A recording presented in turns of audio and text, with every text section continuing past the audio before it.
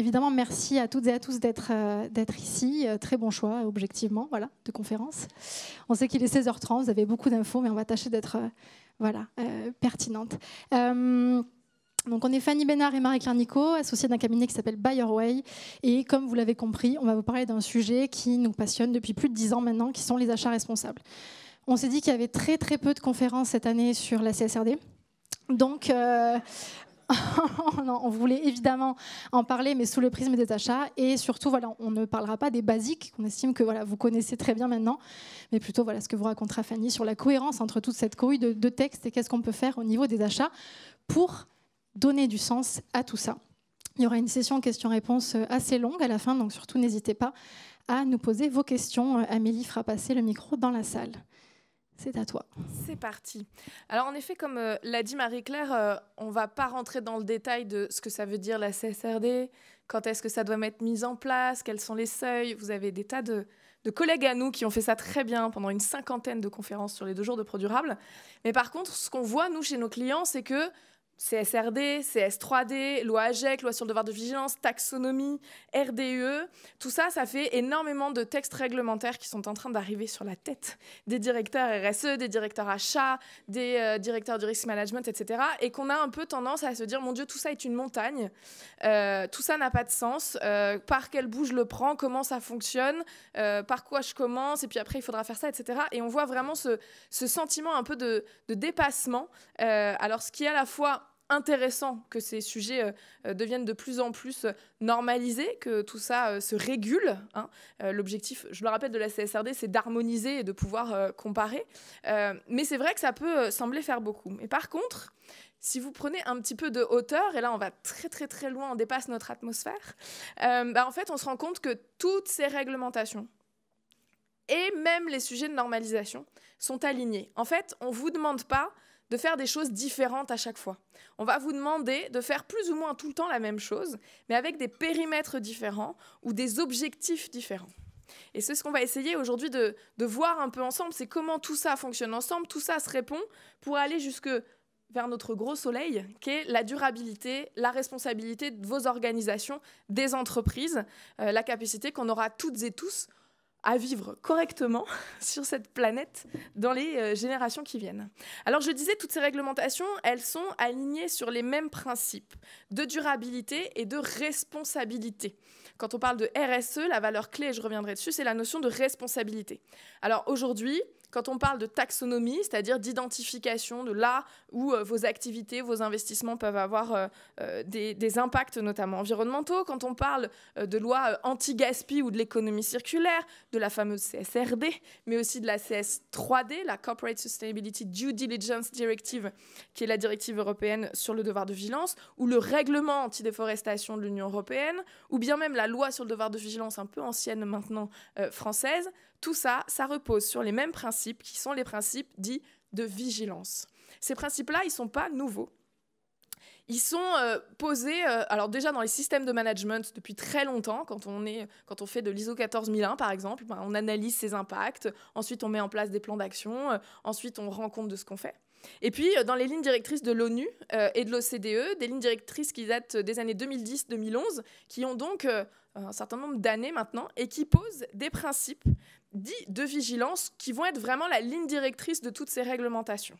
Avec 3 étapes. La première, c'est d'identifier quels sont les impacts, on va revenir dessus, mais les impacts sur les personnes, les impacts sur l'environnement. Et en fonction de la thématique des réglementations, on va, par exemple, sur le règlement européen sur le sujet de la déforestation, traiter en particulier le sujet environnemental et de la déforestation. Et puis on reviendra sur les sujets CSRD, CS3D, on va traiter l'ensemble des thématiques de responsabilité. Donc, identifier quels sont les impacts, mais aussi les risques potentiels pour l'activité de l'entreprise. Les traiter, parce qu'une fois qu'on a ouvert les yeux et qu'on sait ce qui se passe, le but, c'est de mettre en œuvre des actions pour traiter ces enjeux. Et puis, de rendre compte dans une dynamique de transparence, de montrer ce qu'on fait, ce qui est vraiment le cœur de la CSRD. Et puis, il y a des principes qui sous-tendent ces éléments, qui sont clairement dit dans la directive européenne sur le devoir de vigilance, qu'on voit dans les principes directeurs de l'OCDE et de l'ONU et qu'on entend aussi dans la CSRD, qui sont d'être raisonnables. Oui, ces réglementations, elles vous demandent de traiter vos impacts. Elle vous demande de faire attention à l'impact négatif que vous allez générer sur l'environnement, sur les personnes qui sont dans vos activités ou dans votre chaîne de valeur, mais de façon raisonnable. C'est-à-dire que l'idée, c'est de ne pas, c'est pas forcément d'aller tout traiter partout. Vous n'allez pas non plus remplacer certains gouvernements, vous n'allez pas pouvoir tout faire. Donc, c'est d'être raisonnable. D'être efficace, ça veut dire de mettre en place des actions qui vont servir à quelque chose. Alors, ça peut être un peu bête, ce que je suis en train de dire, mais notamment dans les achats responsables, aujourd'hui, nous, quand on fait des diagnostics chez certains de nos clients, on voit que, en fait, on met en place des choses, mais qui ne sont pas toujours efficaces, efficientes ou pertinentes au regard des enjeux. Souvent, d'ailleurs, parce qu'on n'a juste pas pris le temps de faire sa cartographie des enjeux, et donc on traite des enjeux qui ne sont pas ceux qu'on a. Proportionné, ça va un peu avec raisonnable, c'est de dire, en fait, en fonction du risque, je vais faire les moyens qui sont proportionnés pour le gérer. Et puis transparent, avec cette dynamique justement de rendre compte et aussi d'être transparent parfois, de dire, je ne sais pas faire, ou je ne sais pas encore faire, ou je n'ai pas encore mis en œuvre, ou ça n'est pas ma première priorité. Et aujourd'hui, dans l'obligation de la CSRD, c'est une obligation de dire ce que vous faites, mais potentiellement aussi de dire que vous n'avez pas encore traité le sujet. Et c'est tout ce sujet culturel de la transparence qui est un gros enjeu en matière de responsabilité. Alors, si je prends 3 exemples dans toutes ces réglementations, qui sont la fameuse CSRD, la CS3D, et puis une un peu spécifique dont je parlais sur le sujet de la déforestation. La CSRD, c'est une obligation de dire. La CS3D, c'est une obligation de faire, de mettre en œuvre. La RDE, c'est une obligation de mettre en œuvre et de dire sur un sujet spécifique qui est celui de la déforestation. Dans tous les cas, on va retrouver ces 3 étapes. L'identification dans la CSRD, c'est la double matérialité. C'est l'identification de vos impacts, positifs, négatifs, donc plutôt vers l'extérieur, mais pas que, en tout cas vers vos parties prenantes, l'environnement, les personnes. Vos risques et opportunités, là, plutôt pour le business, pour l'entreprise. Dans la CS3D, c'est la fameuse cartographie des impacts négatifs. Et puis, dans la RDE, c'est tout le travail de traçabilité et d'identification de là où il y a des risques de déforestation dans vos chaînes d'approvisionnement sur des filières qui sont spécifiques. Ensuite, on va traiter. La CSRD vous donne un certain nombre de data points, donc ces fameux plus de 1000 data points à reporter. En fait, c'est aussi un guide de vous dire, voilà sur quoi vous devez traiter les sujets, voilà ce que vous devez dire. La CS3D, ça va être tout un arsenal d'outils d'évaluation de la situation actuelle en fonction des risques, de la maîtrise des risques quand il y en a, et puis de la rémédiation quand vous avez eu un impact négatif, quand quelque chose s'est passé. Et puis, dans la RDE, c'est une fois qu'on a identifié là où il y a des zones de déforestation, qu'est-ce que je mets en place comme mesure de diligence raisonnée. Et puis, je vais rendre compte, dans mon rapport extra-financier avec la CSRD, dans mon plan de vigilance, qui va... J'adore tous vos téléphones. Apparemment, cette slide est parlante. Dans le plan de vigilance qui est inclus en fait dans la CSRD, tout ça se parle. Aujourd'hui, quand vous devez publier votre plan de transition dans la CSRD, le plan de transition, il est aussi dans la CS3D. Quand vous devez reporter sur ce que vous faites, par exemple dans la S2, le SRSS2, sur les conditions de travail dans la chaîne de valeur, c'est une partie de votre plan de vigilance qu'il faudra publier dans la CS3D. Et puis, il y a le rapport de diligence raisonnée pour la RDE. Donc, en fait, à chaque fois, les mêmes principes. Et en fait, on va venir s'imbriquer en fonction des thématiques et des sujets. Simplement pour dire effectivement que sur le RDUE, il y a aussi tout cet enjeu de mise à jour. Vous vous doutez bien que ce n'est pas figé. Dès qu'on est sur les achats responsables, les filières bougent, les contextes géopolitiques bougent. Donc typiquement, le rapport de diligence raisonnée et le système qui le sous-tend, ça doit être mis à jour tous les ans. Mais voilà, c'est une notion qui revient aussi dans les autres textes. Et de la même façon, dans votre double matérialité actuelle, ce ne sera peut-être pas votre double matérialité dans 3-4 ans. Donc il y a aussi, à nouveau, ces dynamiques d'identification des risques et des impacts qui doivent être des dynamiques, justement, qui doivent être des choses qui doivent être un peu remises sur le métier régulièrement. Alors, identifier, pour creuser un petit peu sur ces 2 outils, notamment qui sont la double matérialité et la cartographie. La double matérialité, alors juste petite parenthèse historique, la notion de matérialité n'est pas du tout une notion nouvelle, c'est une notion qui vient du reporting financier à la base. Quand on allait auditer les comptes, quand les commissaires aux comptes allaient auditer, on regardait à partir du moment où les écarts devaient être matériels, c'est-à-dire qu'on estimait que ça pouvait donner une image fausse de l'entreprise si l'écart était trop important. Donc c'est ça vient du reporting financier, la notion de matérialité. Et puis après, ça a glissé dans la GRI, la Global Reporting Initiative, où les premiers rapports RSE, on parlait de matérialité, on parlait d'analyse de matérialité, on devait regarder ce qui était matériel et reporter ce qui était matériel. Donc la double matérialité, elle est double maintenant, mais en tout cas, le principe n'est pas nouveau. On va aller regarder quels sont nos impacts. Donc, je le disais, sur les personnes, sur l'environnement. Qu'est-ce que notre activité va générer comme impact? Et puis, qu'est-ce qu'on va avoir comme risque et opportunité au regard de ces différents enjeux sur notre business? Et bien, ces impacts, c'est ceux de la cartographie des impacts négatifs, de la notion de vigilance, du devoir de vigilance. En fait, les impacts que vous allez générer, vous allez encoder la probabilité que ça arrive et la gravité, avec les notions d'ampleur, de remédiabilité, de la même façon que ce qu'on va coter dans la double matérialité. Donc, si vous avez bien fait votre double matérialité, et on en parlait tout à l'heure avec Hatch, en prenant bien en compte vos chaînes d'approvisionnement, et ben en fait, vous allez déjà avoir une première étape pour votre cartographie. Et si vous avez déjà fait votre cartographie parce que vous êtes soumis à la loi sur devoir de vigilance ou parce que vous suivez la norme ISO 20400 ou le label relation fournisseur-achat responsable, bref, tous les référentiels qui parlent d'achat responsable, et ben vous allez pouvoir nourrir votre double matérialité avec ces informations-là.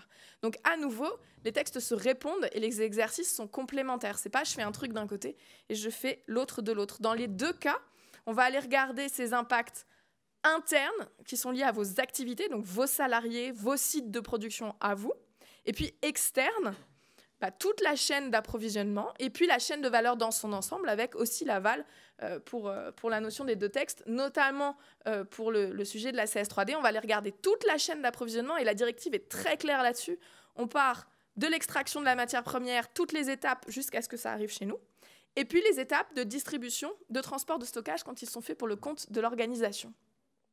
On avait juste un message qu'on voulait faire passer aussi sur cet exercice-là du point de vue achat responsable. Comme l'a dit Fanny, dans les cas les plus matures, la cartographie, elle nourrit la double matérialité. Mais pour vous donner une statistique très récente d'aujourd'hui, dans une conférence, il y a un tiers des entreprises qui n'ont pas considéré, par exemple, que le SRS sur les travailleurs dans la chaîne de valeur est matériel.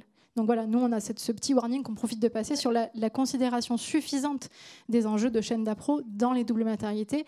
Et d'ailleurs, je parle de celles sur les travailleurs, mais en réalité, voilà, tout celles même sur l'environnement, en transverse, derrière, parlent d'achat responsable aussi. Voilà. Et deux exemples là-dessus, ou de données. Quand on parle avec des risk managers, aujourd'hui, les études qui sont faites auprès des risk managers de grandes entreprises disent dans plus de 90% des cas, les risques qui leur font vraiment peur, c'est des risques liés aux chaînes d'approvisionnement. Donc on est à plus de 90% des cas où on dit « Attention, mon risque business, il va être lié à ma chaîne d'appro ». Et à l'inverse, on se dit, il y a un tiers des entreprises qui disent c'est pas matériel le sujet, en tout cas S2. Donc déjà, il y a peut-être potentiellement une petite dissonance. Et puis la deuxième chose, moi, c'est un exemple, parce qu'on est pas mal appelé pour participer en tant qu'expert achat responsable à faire les doubles matérialités. Et je récupérais celle d'une organisation qui travaille dans l'immobilier et où le changement climatique lié aux consommations d'énergie du siège était plus matériel que le changement climatique lié aux émissions de gaz à effet de serre liées à tous les matériaux qui servaient à construire les immeubles, etc. Donc, clairement, on a un problème là, dans la façon dont la matérialité a été faite. Notamment parce que souvent, si on ne fait que des entretiens internes, en fait, on va sous-estimer certains impacts, surestimer d'autres. Donc, vraiment, soyez attentifs à la prise en compte de la chaîne d'approvisionnement de vos matérialités et surtout, faites une cartographie des impacts de vos chaînes d'approvisionnement. C'est ça qui va vous donner vraiment, toutes les informations nécessaires à nourrir vos doubles matérialités. Mais donc, vous voyez, ces textes se parlent, se répondent, fonctionnent ensemble. Et ensuite, quand on met en œuvre des choses, et là, je vais restreindre au sujet des chaînes d'approvisionnement et des achats responsables, on va traiter le risque. Ce que vous allez faire, c'est ensuite ce que vous allez dire dans votre rapport extra-financier. À nouveau, ça se répond. Donc, les textes se répondent. Quand on parle d'achat responsable, souvent, le premier truc auquel on pense, c'est on va évaluer ses fournisseurs. Et en général, le premier truc auquel on pense, c'est on va évaluer ses fournisseurs sur une plateforme dont je tairai le nom. Mais en fait, il y a plein d'autres choses à faire quand on fait des achats responsables. Il y a d'autres outils qui permettent de sélectionner des offres, des produits, des services qui sont vertueux. Et puis, une fois qu'on a évalué ou sélectionné, il y a tout le travail de l'amélioration de l'impact, de comment on a un impact plus positif ou on diminue les risques ou les impacts négatifs. Alors, sur l'évaluation des fournisseurs, bien sûr, vous avez la notion d'audit documentaire, je remplis, je mets des documents. Mais quand on parle de sujets comme les droits de l'homme, ou comme les pollutions, ou comme la raréfaction des ressources, il y a peut-être un moment où il va falloir aller voir sur place, dans la chaîne d'approvisionnement quelque part, là où le risque est le plus fort, aller voir sur place ce qui se passe. Soit avec des audits, soit avec des investigations, soit avec les acheteurs qui vont chez les fournisseurs et qui ont été formés à pouvoir faire du visual management et à détecter des choses. Bref, dans les outils d'évaluation fournisseurs, vous avez tout un panel qui vous permet de pas forcément d'ailleurs dépenser beaucoup d'argent, mais de pointer là où c'est important d'aller voir ce qui se passe sur place. Et ça, c'est la cartographie des risques, votre boussole. C'est la carto qui va vous dire, enfin des impacts négatifs, c'est la carto qui va vous dire, voilà là où il faut aller, voilà là où il faut mettre des moyens. Ensuite, quand on sélectionne une offre, dans le cahier des charges, on peut mettre plein de choses. On peut avoir une calculette carbone pour comparer 2 offres. On peut utiliser des labels, des certifications. On peut mettre des barrières à l'entrée dans nos cahiers des charges qui nous permettent de ne sélectionner que des offres vertueuses. Moi, je dis souvent, à la limite, s'il fallait commencer par un outil dans les achats responsables, le quick win, c'est plus celui-là que l'audit documentaire de fournisseurs. Parce que là, vous savez que ce que vous sélectionnez, c'est vertueux. Et en général, ça ne vous coûte pas beaucoup d'argent, ça demande de faire évoluer vos cahiers des charges. Ensuite, on améliore l'impact des produits, l'éco-conception, la CV, on partage des guides de bonnes pratiques, on fait des ateliers avec les fournisseurs pour co-créer ensemble, pour innover. Et puis, on améliore la performance des fournisseurs. On va suivre les plans d'action. Ce n'est pas le tout d'évaluer ou d'auditer le fournisseur. Derrière, il faut mettre un plan d'action. Avoir des programmes thématiques. Nous, on peut mener des programmes thématiques sur les sujets de déforestation, mais sur d'autres, sur le sourcing de matières, sur l'évaluation des fournisseurs. Tout le travail de capacity building, c'est-à-dire comment je vais investir, moi, donneur d'ordre, dans les filières les plus à risque pour monter soit ad hoc des filières avec des contrats tripartites, soit en initiative collective, mettre les moyens pour faire monter la performance sociale ou la performance environnementale d'un bassin de sourcing spécifique ou d'un fournisseur spécifique ou d'un collectif de fournisseurs. Tout ça, c'est des choses qu'on fait chez Bayer et qui fonctionnent parce que ça permet vraiment de s'assurer de l'amélioration des pratiques et d'avoir un impact plus positif. Mais bien sûr que vous n'allez pas faire tout ça sur tous vos achats, sur tous vos fournisseurs, sur tous les rangs. Et là, à nouveau, c'est la cartographie qui va vous permettre de dire on va faire ça là, on va faire ça là, on va faire ça là. Et on va allouer nos ressources humaines tant que financières aux bons endroits pour pouvoir être performants. Et tout ça, c'est ce que vous allez raconter dans votre rapport extra-financier lié à la CSRD. Alors, ProDurable, cette année, parle de valeur. Et donc, je le disais, chez Bayer, on a une valeur qui nous tient à cœur, c'est la notion de responsabilité. Et moi, j'ai autre chose qui me tient à cœur, c'est les films de super-héros. Et donc, ça, c'est la phrase de l'oncle Ben ou de Aunt May dans les derniers épisodes, qui dit à Spider-Man « De grands pouvoirs impliquent de grandes responsabilités ». Pourquoi est-ce qu'il y a toutes ces réglementations? Pourquoi tout ça tombe sur la tête des organisations? Parce que l'effet de transformation dont on a besoin aujourd'hui face aux enjeux sociaux et environnementaux dont on parle, eh ben, il est beaucoup plus fort quand c'est les organisations, les entreprises qui bougent, même les petites, qu'à l'échelle individuelle. Et donc, on doit tous faire évoluer nos comportements, bien évidemment, à l'échelle individuelle autant que les organisations. Mais quand on est une organisation, et plus on est une grande organisation, plus on a le pouvoir de faire changer les choses, et donc plus on a la responsabilité envers la société de faire des choses positives ou de limiter ses risques. Et donc c'est pour ça que vos grands pouvoirs engendrent de grandes responsabilités sociétales envers la totalité de la société, que ce soit les travailleurs dans la chaîne d'approvisionnement, vos propres travailleurs, l'environnement, les générations futures. Mais de grands pouvoirs, c'est aussi de grandes opportunités. Vous avez la possibilité, grâce à l'identification de tous vos enjeux, de pouvoir aussi saisir des opportunités, de différencier vos marchés, de sécuriser vos chaînes d'approvisionnement. Quand vous les connaissez mieux, vous savez mieux aussi potentiellement gérer un risque de rupture, gérer un risque. Là, on entend parler des ouragans qui arrivent aux États-Unis. Ça, c'est des ruptures de chaîne d'appro. C'est des entreprises qui vont arrêter de fonctionner un certain temps. Donc, si je connais ma chaîne d'approvisionnement parce que j'ai fait ma cartographie, parce que j'ai tracé, je sais aussi anticiper ce qui va arriver. C'est aussi une meilleure relation avec vos fournisseurs, donc potentiellement des meilleurs prix, mais aussi le fait d'être livré, par exemple, avant les autres ou de bénéficier de leurs innovations. Quand on travaille les achats responsables, et on avait fait une étude avec l'ADRA au moment du Covid, on s'était vraiment rendu compte, de la pandémie, on s'était vraiment rendu compte que les entreprises qui étaient les plus matures en matière d'achat responsable étaient aussi celles qui avaient le moins d'impact négatif au moment de la pandémie parce qu'ils avaient des meilleures relations avec les fournisseurs, ils maîtrisaient mieux leur chaîne, ils avaient mieux sécurisé. Donc, oui, vous avez de grandes responsabilités parce que vous avez de grands pouvoirs, mais vous avez aussi des énormes opportunités que ces réglementations vont vous permettre, entre guillemets, de saisir, notamment grâce à tous ces travaux d'identification des enjeux. Et donc, maintenant, on retrouve notre cher ami, effectivement. Donc nous, chez BuyerWay, on croit que derrière ce masque, il y a concrètement les acheteurs, les acheteuses et les personnes qui contribuent à l'acte d'achat. Et ce qu'on voulait faire pour cette deuxième et dernière partie de conférence, c'était vous donner des exemples concrets de ce qu'on a pu faire. On parle de donner du sens grâce à la mise en conformité, vous donner des exemples concrets d'accompagnement. Donc des secteurs assez variés. Le premier qu'on souhaitait partager, c'était dans l'industrie de la métallurgie. On a accompagné un groupe implanté dans le monde entier qui nous a contactés parce que la démarche RSE était plutôt mature, mais au niveau des achats responsables, comme dans beaucoup de cas, c'était encore le parent pauvre. Très concrètement, là, il y a eu un gros levier qui est arrivé dans leur paysage, dans leur veille, qui était la fameuse CSRD et aussi anticipation de la CS3D. Et ça a été le levier pour aller, vous le voyez, convaincre les dirigeants et aussi faire bouger les équipes sur ce sujet-là. Donc très concrètement, on a eu une espèce de Dream Team qui s'est composée avec des équipes de sourcing, des équipes d'achat et bien sûr la direction RSE, mais qui, pour vous parler une minute de gouvernance, voulait aussi s'effacer. C'est eux qui sont venus nous chercher, mais qui après nous ont dit, nous, on sera là dans le projet, mais plutôt en second plan, parce qu'on veut que les achats se saisissent et le sourcing se saisisse de ce sujet-là. Donc très concrètement, qu'est-ce qu'on a pu faire avec cette entreprise ? Il y a eu évidemment, pour savoir d'où on partait, un diagnostic avec des gap analysis au-delà d'un diagnostic classique avec la CSRD, avec la CS3D et en plus avec un référentiel sectoriel qui leur permet, Fanny, tu parlais d'opportunités, mais de se différencier en plus parce qu'ils sont sur un standard de responsabilité qui va au-delà des réglementations.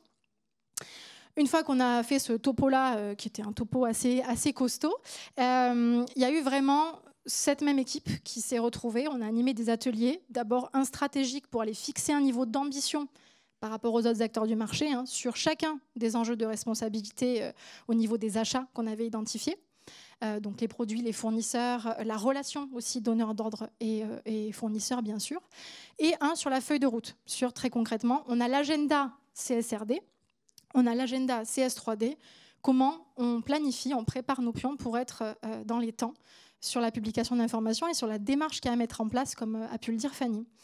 Ça nous a permis de monter du coup au plus haut niveau de l'organisation, d'aller toquer à la porte du COMEX, qui n'était pas franchement très branché RSE. Et forcément, avec ce levier-là, quand on parle aussi d'utiliser la réglementation pour donner du sens, ça nous a permis de défendre cette fameuse feuille de route en disant, c'est pas quelque chose de hors sol, c'est vraiment ce qui vous attend pour être d'équerre, pour être prêt à temps, et ça a été validé. Pour finir sur cet exemple-là, il y a eu un moment incontournable où effectivement on s'est dit, il n'y a pas la carto. Et si on n'a pas l'analyse par catégorie d'achat d'où sont les risques, on ne pourra pas faire de plan d'action précis et on ne pourra pas dire aux acheteurs ou aux équipes sourcing quoi faire en priorité sur quelle famille de fournisseurs. Donc il y a eu cette cartographie menée en un temps record par une partie de l'équipe qui est ici. Et puis derrière, vraiment, une formation. Mais ça, il y aura un autre exemple de formation, donc je vais écourter là-dessus. Mais pour vraiment dire aux équipes, voilà pourquoi, de toute manière, CSRD, CS3D, ce que c'est dans les grandes lignes, pourquoi ça vous concerne, acheteurs, vous êtes en première ligne. Et surtout, la feuille de route, etc., les outils, comment vous les utilisez très concrètement dans les process pour que ça fasse partie intégrante de leur métier, puisque c'est une nouvelle dimension qu'ils ne peuvent plus ne pas traiter individuellement, frontalement avec leurs fournisseurs. Voilà pour ce premier exemple.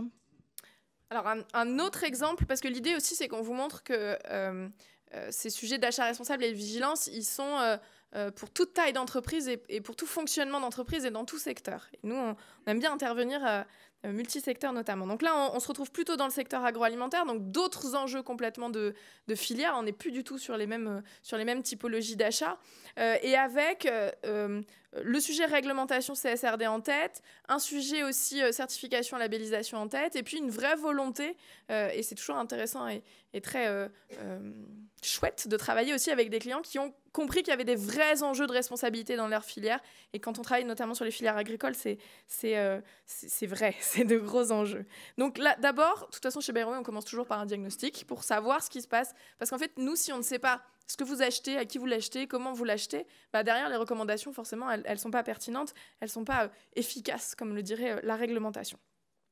Et puis, derrière, et notamment beaucoup avec la direction achat et les équipes achat et sourcing, on a vraiment travaillé à identifier concrètement quels sont les impacts qui sont liés à ces filières. Et quand on travaille sur des filières agricoles, en fait, l'impact on a souvent travaillé dans les filières agricoles et je me souviens avoir travaillé il y a quelques années à une première carto avec un très très grand groupe de l'agroalimentaire où on avait travaillé en se disant on achète de la fraise en Pologne, on achète de la fraise au Maroc, on achète de la fraise au Mexique. Forcément, c'est pas du tout les mêmes enjeux en fait. La fraise au Mexique, ça peut financer le narcotrafic. La fraise en Pologne, on a des enjeux de travail, de living wage, pardon, de revenus décents. La fraise au Maroc, on a des enjeux de travail des enfants. La fraise en Espagne, on a des enjeux de travail migrant. Et donc forcément, je ne vais pas mettre en place les mêmes actions pour comprendre ça. Donc on a travaillé justement à cette identification des risques et puis avoir des feuilles de route spécifiques justement par filière. Parce que comme je vous le disais, si on veut bien traiter les enjeux, d'abord il faut les prioriser. C'est ce premier grand travail de diagnostic et cartographie qu'on a fait. Et puis après, il faut aller dans la finesse pour coudre un peu sur mesure les stratégies. Et ce qui est intéressant, c'est que tout ça permet justement l'approfondissement aussi de la connaissance. Et là, c'est vraiment un client qui s'approprie en plus beaucoup le travail qu'on fait. Et c'est vraiment chouette. C'est que, en fait, eux, ils connaissent mieux là où il y a les enjeux. Et dans leur pratique achat, ils peuvent d'eux-mêmes s'approprier tout ça, s'approprier toutes ces informations. Et d'eux-mêmes, ensuite, poursuivre leur feuille de route, savoir quoi dire aux fournisseurs, savoir comment les évaluer, etc. Donc, vraiment avec une autonomisation finale du client qui, en tout cas pour nous, est importante. Donc on rebascule dans un secteur assez différent, cette fois-ci dans le BTP. Là, c'est un client qu'on peut citer, puisqu'on a déjà communiqué avec lui sur ce sujet. Et cette mission qui était assez extraordinaire, c'est Saint-Gobain, distribution bâtiment en France, avec lequel on a créé en fait toute une formation vraiment tournée sur les outils, les process et la réglementation sur l'achat de bois. Donc effectivement, on parlait d'aller travailler, d'aller cibler des matières où il y a beaucoup de risques. Dans ce cas-là, c'était vraiment tous les chefs de produits, chefs de marché qui ont du bois dans leur portefeuille doivent aller bien au-delà d'un premier vernis sur OK, c'est quoi les achats responsables, là je fais attention à ce que mon contrat soit équilibré, très bien.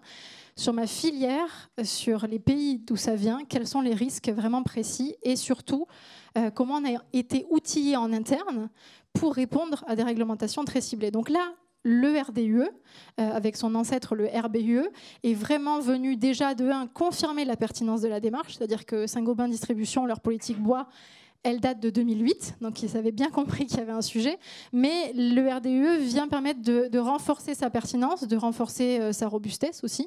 Donc très concrètement, qu'est-ce qu'on a fait ? Il y a eu 2 éditions, une cette année et une l'année dernière. On a en fait amené tous les chefs de marché et chefs de produits, et on était très contentes parce que cette année, ils se sont un peu battus pour s'inscrire à l'édition 2024, pendant 1 jour et demi, pour parler que d'achat de bois responsable. Il y a dans les textes d'ailleurs, CS3D et autres, toujours cette notion de partie prenante, de dialogue. Là, c'est vraiment quelque chose aussi qu'on a souhaité pousser. Donc vous voyez que dans l'équipe projet, il y a du monde. On a en fait amené les acheteurs dans une forêt certifiée FSC, avec FSC qui était présent, avec une association Île-de-France Nature pour nous parler aussi des enjeux écosystémiques. On a eu un client grand compte qui est venu lors d'une table ronde pendant la formation pour parler vraiment enjeux marché aussi et comment on travaille ensemble pour être leader sur la construction durable. Donc ça, c'était très rattaché au business, les acheteurs ont adoré. Et effectivement, voilà, cette notion de collaboration autour du projet.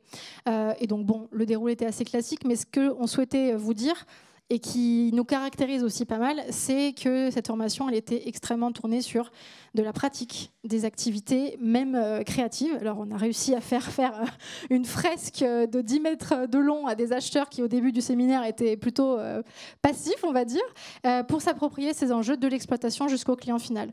Pour le RDUE, pour finir là-dessus, on a même créé un jeu de cartes, et on a fait courir les acheteurs pour aller attraper un buzzer pour répondre à les questions sur une loi. Donc ça, c'était pas gagné sur du réglementaire. Mais donc voilà, ça permet aussi de créer un cadre où, pour finir cet exemple, grâce à ces lois et à des définitions qui sont de plus en plus claires sur ce que c'est la déforestation, ce que c'est l'illégalité qui va varier selon les pays, ce que c'est une essence qu'on ne va pas pouvoir aller sourcer, ce que c'est un risque pays, etc. Ils prennent vraiment conscience du degré de responsabilité personnelle qu'ils ont. qui soit d'ailleurs importateur en Europe que distributeur, puisqu'en fait le profil, pour ceux qui connaissent un peu le RDUE, le profil de grands commerçants, ça revient aux mêmes exigences presque de diligence raisonnée que lorsqu'on est opérateur. Donc voilà, ça a été un gros levier pour créer cette expérience et faire monter en compétence les acheteurs. Et ce qui est important, c'est que les réglementations dont on a parlé jusque maintenant ne parlent pas trop de formation. Or, et pourquoi pas. Mais or, pour pouvoir mettre en œuvre et s'assurer du changement des pratiques, des nouveaux outils, de l'appropriation des outils, on a besoin de formation. Et on a besoin de formation spécifique, presque on the job en fait. Et c'est ça ce qu'on a développé aussi avec SGDBF, c'est justement de se dire, en fait, ça peut pas être une formation hors sol. Il faut qu'ils utilisent les outils qu'ils vont utiliser quand ils rentrent dans leur bureau. Donc là, on les emmène dans la forêt. Ouais. Mais quand ils rentrent à leur bureau, il faut qu'ils aient, pendant la formation, utilisé les outils qui sont ceux que Saint-Gobain leur propose. Et puis, dernier exemple, là, on est dans une PME du luxe et de la cosmétique qui fabrique plein de produits. Là, on a mis du parfum, mais ça n'est vraiment pas que leur cœur de métier parfum. Mais par contre, qui achète beaucoup de parfums, beaucoup d'actifs, beaucoup d'extraits, à nouveau de filières agricoles. Mais là, par rapport à l'autre entreprise, de la matière qui est moins brute, entre guillemets, avec pas mal d'intermédiaires. Là, on est dans le cas d'une labellisation d'une entreprise qui veut se faire labelliser sur un référentiel RSE. Et on est dans le cas d'une PME. Donc, oui, on va faire de la cartographie, mais on ne va pas utiliser tous les mêmes outils de cartographie, de vigilance qu'on peut utiliser avec des entreprises qui vont être soumises à la réglementation, ce qui demande beaucoup de travail, de sources, de tout pouvoir tout justifier. Ces cartographies vont être auditées à terme, donc il faut qu'elles soient très robustes. Là, on est allé faire de la cartographie en disant, OK, vous achetez de l'extrait de jasmin qui vient d'Égypte, vous achetez de la rose de Damas, vous achetez, ou de l'extrait de la rose de Damas, etc. Et donc, on va juste, pour commencer, faire de la veille scientifique et médiatique pour voir s'il y a vraiment des hotspots qui sortent, en disant, attention, là, c'est rouge écarlate, il faut faire très attention. Donc, on n'est pas forcément à un niveau de cartographie très, très approfondi comme c'est demandé dans la réglementation, mais ça peut être une première étape, soit pour des entreprises qui ne sont pas encore soumises et qui le seraient à terme en fonction des seuils de mise en œuvre des réglementations, soit pour des PME qui veulent vraiment travailler leur sujet des achats responsables sans avoir des budgets énormes, parce que la cartographie, c'est quand même un projet lourd et un peu cher, mais de pouvoir dire, voilà, vous avez quand même des hotspots qu'il faut absolument que vous preniez en compte dans vos démarches d'achat responsable. Donc ça, c'est une des étapes qu'on a faites après avoir fait un diagnostic. Et puis tout un tas de recommandations, d'outils qui sont spécifiques, parce que c'est aussi des entreprises qui vont travailler. On travaille pas mal aussi avec le luxe, mais avec des artisans, par exemple, avec des entreprises qui vont faire 3-4 personnes. On a travaillé dans la joaillerie aussi, avec des gens qui parfois taillent des pierres dans leurs appartements. Donc, vous n'allez pas demander à ces fournisseurs-là de remplir la plateforme dont je tairai le nom, par exemple. Ça n'a pas de sens. Ils n'ont pas formalisé. Ou d'être SBTI. Ou d'être SBTI. Enfin, je veux dire, ça n'a pas de sens. Mais ça ne veut pas dire qu'il n'y a pas des achats responsables à faire. Ça ne veut pas dire qu'on ne peut pas les aider à mettre en place des pratiques. Par exemple, via des initiatives collectives où le donneur d'ordre va mener une initiative collective auprès de ses fournisseurs d'un même secteur, par exemple dans la joaillerie, auprès des lapidaires, pour mettre en place des pratiques de sécurité au travail, pour les former dessus. C'est du capacity building. C'est un petit nombre de fournisseurs. Ce n'est pas un projet qui coûte très cher, mais ça permet d'améliorer les conditions de vie de ces personnes qui vont tailler des pierres dans leur salon, par exemple. Ou justement d'avoir, avec ces artisans dont je parlais pour ce client-là spécifiquement, des programmes pour assurer leur viabilité quand ils travaillent avec des artisans. Donc tout ça, c'est des achats responsables, mais ça vous dit aussi que dans l'énorme boîte à outils qui existe en matière d'achat responsable, qu'on soit une PME ou un très grand groupe, il y a des tas de choses à faire. Il faut juste savoir exactement ce qu'on va chercher à maîtriser ou à remédier en matière de risque ou d'impact. Donc, on vous a donné des exemples très concrets, mais effectivement, chez Buy Your Way, vous l'avez compris, on croit profondément à ce potentiel assez incroyable des achats et de l'acte d'achat pour vraiment avoir un impact positif sur tout un tas de structures et tout un tas de dimensions sociales, environnementales. Que ce soit d'ailleurs sur les produits, on a beaucoup parlé de matières premières, ou les services. On parle beaucoup d'achats indirects dans nos missions également. Ouais. Donc voilà, notre vision, notre mission, vous les avez ici. Ça va du diag jusqu'aux outils très concrets, comme on s'est dit. Et voilà, si vous souhaitez nous suivre, avoir une veille achat responsable ou voir, petit instant pub, des webinaires gratuits sur certains sujets, voilà, on a toute une actualité là-dessus. Et on va passer effectivement au temps des questions. Merci beaucoup.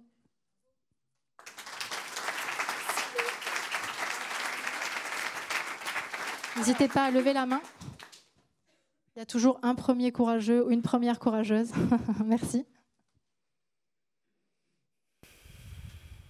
Bonjour, merci pour votre exposé. Dans un des premiers slides, vous compariez CSRD, CS3D en citant chaîne de valeur 2 fois. Ouais. Et dans la CS3D, c'est chaîne d'activité, le terme qui est utilisé. Oui. Quelle différence faites-vous entre la notion de chaîne de valeur et la notion de chaîne d'activité? Alors, la CS3D, elle a un périmètre spécifique qui fait qu'on va s'arrêter. Alors, le législateur se réserve le droit d'intégrer les clients à terme. Le législateur exclut les produits financiers pour le secteur financier. Donc, on n'est pas sur la totalité des chaînes de valeur comme on peut l'avoir dans d'autres réglementations. Et sur l'aval, on est uniquement, je vous le disais, sur distribution, transport, stockage, si c'est fait pour le compte d'une donneur d'ordre. Donc, on est très chaîne d'approvisionnement et un petit bout de la chaîne d'activité globale pour ce qui concerne la notion de devoir de vigilance, alors qu'on est plus large sur les sujets de CSRD avec la prise en compte des business models dans leur ensemble. Et j'en profite juste aussi pour apporter un détail, on n'a pas précisé, mais vous savez sans doute que la CS3D vient aussi préciser ou clarifier le fait que c'est toutes les chaînes d'appro, donc tous les fournisseurs, là où le devoir de vigilance parlait et sous-traitant. La relation commerciale établie. Ça vient, voilà. Le texte réglementaire européen vient préciser beaucoup de choses par rapport à ce qu'on avait dans la loi française, qui était quand même assez flou, qui c'était d'ailleurs ni chaîne d'activité, ni chaîne de valeur, ni chaîne d'appro, ni rien, et parlait de relations commerciales établies. Est-ce qu'on a d'autres questions? Oui.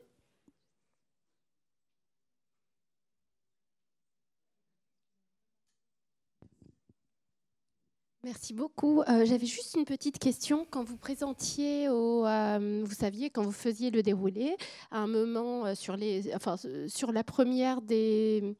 Dans les métaux? Oui, vous disiez que vous présentiez au COMEX oui. les différents éléments et ensuite que vous présentiez la cartographie des risques. Est-ce qu'à ce moment-là, il n'est pas... personnellement, je sais que je présentais la cartographie des risques au COMEX et comme ça me permettait de les embarquer avec moi. Vous recommandez aussi, en tout cas... Alors, Marie-Claire va parler de ce cas en particulier, mais globalement, dans une mission, on répond aussi aux besoins du client en fonction de avec quoi il arrive. Et il y a une notion de budget, une cartographie, c'est un sacré budget. Et donc, quand on commence par un diagnostic, c'est un plus petit budget. Mais ça ne veut pas dire qu'on ne va pas représenter les éléments de cartographie en COMEX par ailleurs. C'est ça, dans un déroulé idéal, on est tout à fait aligné, la cartographie de préférence vient avant, puisqu'elle nourrit la feuille de route. Dans ce cas-là, ça a été l'inverse en termes de levier justement de la réglementation, puisque la cartographie, sa réalisation, faisait partie de la feuille de route. Et tant que le COMEX n'avait pas effectivement une vision claire de ce qu'il fallait faire pour être compliant, il n'y avait pas de feu vert sur la carto, qui effectivement est un gros exercice, en tout cas dans le format, pour être opposable. Une dernière précision, c'est que dans la feuille de route, nous, effectivement, c'était la première action quasiment qui était poussée. Et on a bien expliqué que de celle-là, dépendait, on l'a visualisé, tout un tas d'autres actions. Voilà pourquoi dans le contexte... voilà. Mais c'est vrai que, de toute façon, l'intégration des instances dirigeantes, COMEX, CODIR, leader, management lead, appelez ça comme vous voulez en fonction de vos organisations, est essentielle. Et on le voit très bien, c'est-à-dire que nous, on demande toujours à les avoir au moins un certain niveau de gouvernance de nos missions. Ce n'est pas toujours le cas, on n'y arrive pas toujours. Et parfois, quand on n'y arrive pas, on a des vraies... déception des équipes projets en fait à partir du moment où le couperet entre guillemets COMEX CODIR peut arriver. Donc on a tout un travail à faire avec les équipes projets aussi parfois qui ont envie d'aller très très vite, très très loin, de dire attention, il va falloir y aller étape par étape, là un peu comme ça a été le cas sur cette mission là, et de dire en fait on va les voir une première fois puis on les reverra une deuxième fois. Il faut qu'ils valident les étapes aussi. Mais c'est sûr que la cartographie, c'est la clé de voûte, c'est la boussole, c'est de là dont tout le reste va découler, donc elles sont essentielles. Si on peut commencer par ça, c'est tant mieux. Et juste un détail, la cartographie, on en a même parlé en formation, c'est-à-dire qu'il y a tous les acheteurs, et là c'est pareil, on parlait de Saint-Gobain, il n'y a plus un seul chef de marché ou de produit qui ne sait pas, qu'il n'y a pas 2 jours de formation à chaque responsable, bref. On se retrouve avec des gaps parfois, pas forcément ce cas-là, mais où effectivement le COMEX est moins formé que les acheteurs. Et pour des raisons d'ego ou d'autres, de beaucoup plus se dire je suis dans un poste où je dois être sachant, donc si je demande à être formé, c'est un problème. Et donc notre job aussi, c'est dans ce genre d'intervention de déguiser un peu aussi des moments de formation à des points, parce qu'on a finalement une prise de conscience et des connaissances plus fortes dans les équipes qui, du coup, veulent aller plus loin que les COMEX. Voilà. C'était le cas où on avait fait une formation et on avait formé beaucoup d'acheteurs. Et puis après, il y avait une réunion de clôture où le DG était venu et avait parlé uniquement de saving ou de coûts pendant la clôture. Et je vous dis pas la déception des acheteurs qu'on avait formés pendant des mois aux achats responsables qui étaient au taquet, qui avaient envie de faire plein de choses. Et là, il y a le DG qui dit « Votre objectif l'année prochaine, c'est de faire de la réduction de coûts. » Et qui disait « Sustainability égale écologie ». Donc on avait du travail. Voilà. Quoi. Et donc là, on a un sujet. Est-ce qu'il nous reste encore un petit peu de temps? 5 minutes. Une dernière question, peut-être? On se fera un plaisir d'y répondre, s'il y en a encore. Ou pas, parce que c'est la fin de la journée. Ouais.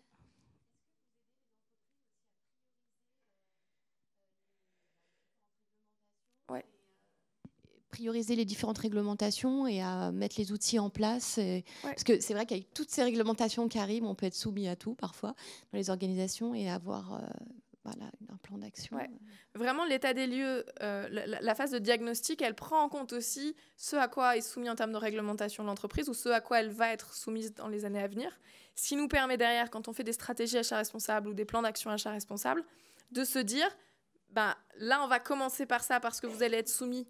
Mais enfin, en général, il faut cartographier en matière d'achat, d'appro. Mais qui vont permettre de dire, là, on va commencer par ça, ou on va prioriser par telle catégorie d'achat, parce que c'est prioritaire, parce que c'est stratégique, ou parce que vous allez être soumis à tel et tel sujet. Et donc, de prioriser pour derrière avoir quelque chose qui va être plutôt étape par étape, où on va monter en puissance avec le temps.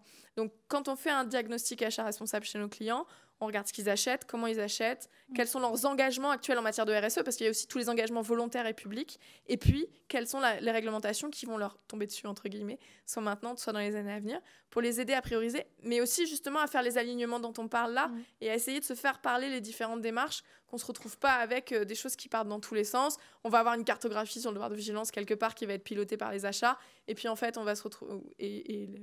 Alors souvent d'ailleurs, parfois, le devoir de vigilance commence par les achats. Je rappelle que ça concerne aussi l'interne.